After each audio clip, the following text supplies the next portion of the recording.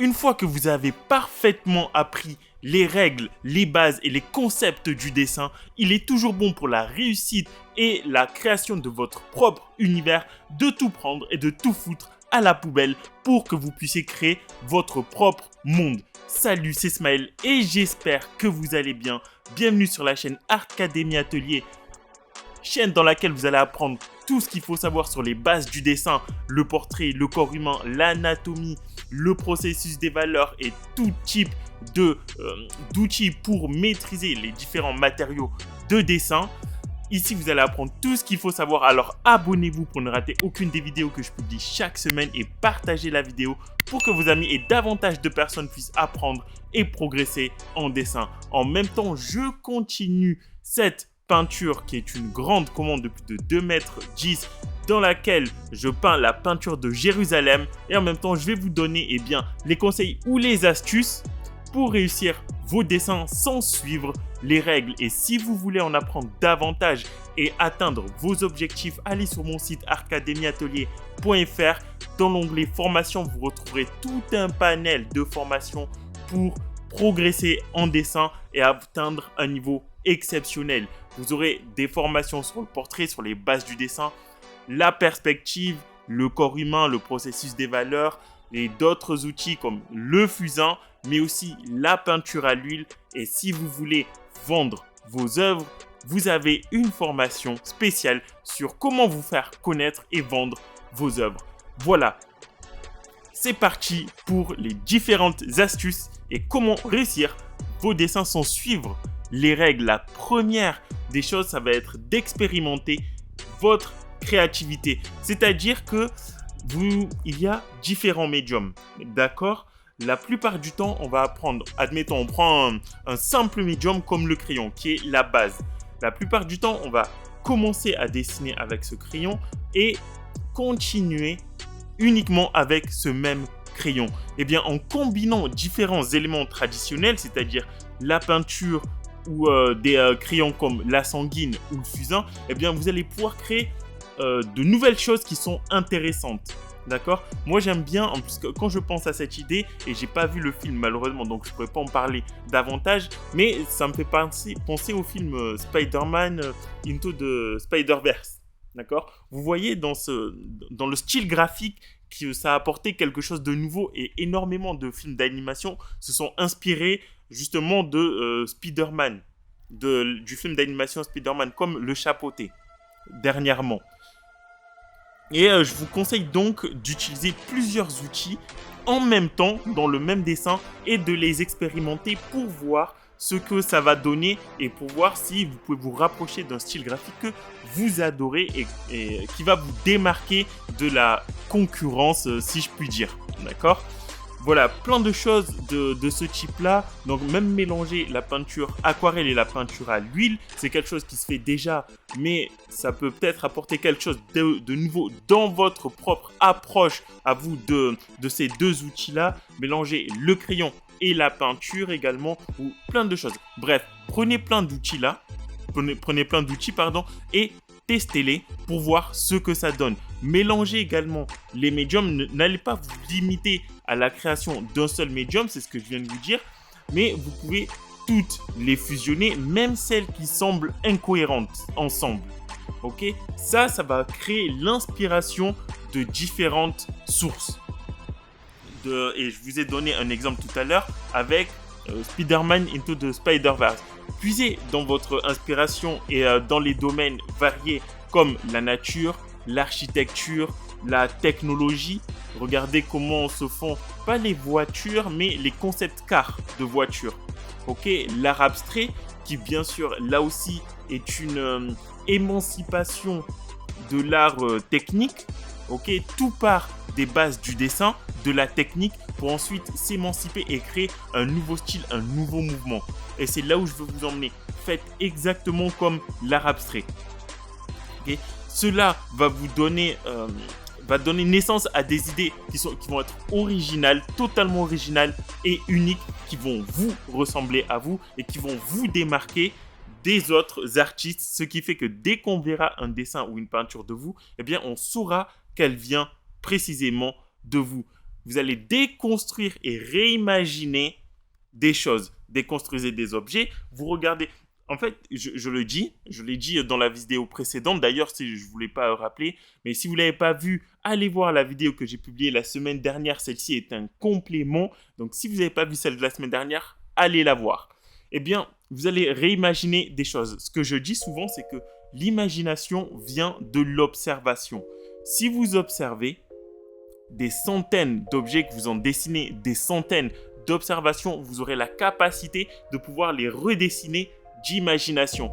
Ce que vous allez faire, c'est que vous prenez plusieurs objets que vous avez dessinés d'observation, les mélanger ensemble pour les imaginer et créer un nouveau concept. Ça peut être un simple verre, un verre dans lequel vous buvez. Ok, faites le test. Vous prenez 2 verres, 3, 4 verres différents, d'après nature, d'après photo. Vous les redessinez des dizaines de fois et ensuite vous redessinez un nouveau verre tout en vous inspirant de ce que vous avez observé avant. Et vous verrez que vous allez créer de nouveaux modèles et de nouvelles créativités qui vous seront propres à vous-même. Et ça va donner lieu à des illustrations qui sont uniques. Ok ? L'autre chose, c'est les collaborations. Moi, je ne sais pas si vous... C'est vrai que j'ai jamais communiqué là-dessus, mais... donc là, c'est les vacances, on est en août, mais l'année dernière, j'enseignais au Gobelin, mais j'enseignais également tous les mercredis après-midi à des enfants. Ok, je donnais des cours de dessin aux enfants. Dans les derniers cours, donc les 2 derniers cours, on a fait des collaborations. Donc, on a fait un cours de dessin sur la collaboration et le but de mes élèves enfants, c'était de dessiner sur une seule feuille et que chacun dessine à son tour. Ok, donc le premier enfant va commencer le dessin. Au bout de quelques minutes, c'est le deuxième qui prend le relais. Ensuite, le premier reprend le relais encore au bout de quelques minutes. Et l'objectif, c'est d'avancer en même temps sur le dessin pour que les idées finissent par s'entremêler et qu'ils puissent faire exactement travailler sur un même sujet. D'accord ? Et bien sûr, le but, c'est qu'à la fin, ça donne un beau dessin. Et il y a eu des élèves qui ont fait de très très beaux dessins. Et ce que je vous encourage à faire, ce sont des collaborations, de travailler avec d'autres artistes et solliciter leur retour pour pouvoir améliorer vos propres dessins à vous aussi. 2 cerveaux valent mieux qu'un. Vous aurez beaucoup plus loin et vous n'aurez là, si d'habitude vous avez l'habitude de vous fixer des limites, vous allez surpasser ces limites-là avec une autre personne. Parce qu'elle va apporter sa propre touche au dessin, elle va apporter son propre univers, également vous aussi, ce qui va créer quelque chose d'unique, encore une fois, et quelque chose d'encore plus merveilleux que si vous l'auriez fait tout seul.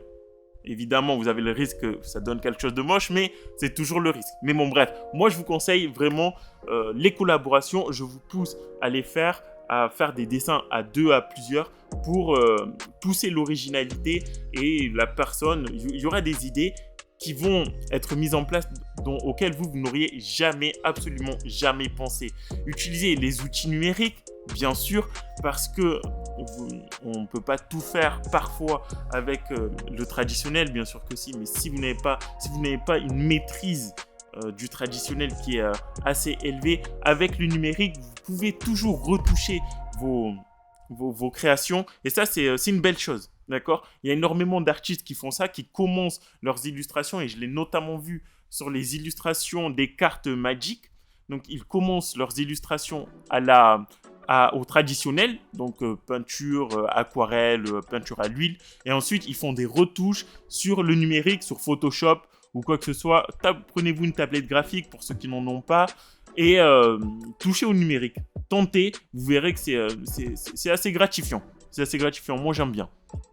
En tout cas, ça va vous offrir de nombreuses possibilités, ok, pour expérimenter, vous mélanger, vous manipuler les éléments visuels, et c'est extrêmement bon. Extrêmement bon. Des techniques telles que les retouches numériques, la superposition, les effets de création et tout ça, vous pouvez pousser ça encore plus loin qu'avec le traditionnel si vous ne maîtrisez pas très bien. Ok ?